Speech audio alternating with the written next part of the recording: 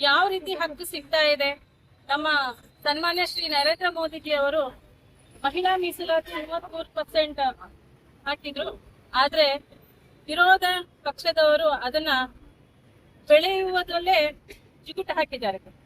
ಇನ್ನೇನು ನಾವು ಮುಂದೆ ಬರಕ್ ಸಾಧ್ಯ? ಈ ತರ 33% ಬಂದಿದ್ರೆ ಪ್ರತಿಯೊಂದು ಜಿಲ್ಲೆಯಲ್ಲೂ ಒಬ್ರು MLA ಬರ್ತಾ ಇದ್ರು.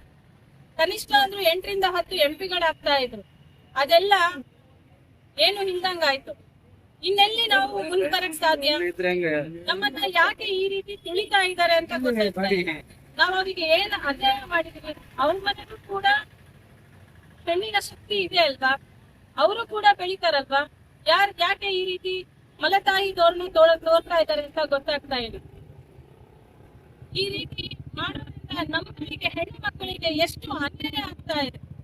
ಪ್ರತಿಯೊಬ್ಬರ ಮನೆಯಲ್ಲೂ ಕೂಡ ಹೆಣ್ಮಕ್ಳು ಬೆಳಿಬೇಕು ಅನ್ನೋ ಒಂದು ಕಿಂಚಿತ್ತು ಗೌರವ ಆಗ್ಲಿ ಕಾಳಜಿ ಆಗ್ಲಿ ಅವರಿಗೆ ಇಲ್ವಾ?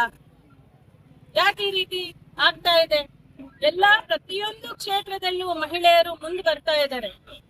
ಯಾಕೆ ಇದ್ರಲ್ಲಿ ನಾವು ಮುಂದೆ ಬರಬಾರ್ದಾ? ಬರೋಕೆ ಅವ್ರಿಗೆ ಇಷ್ಟ ಇಲ್ವಾ?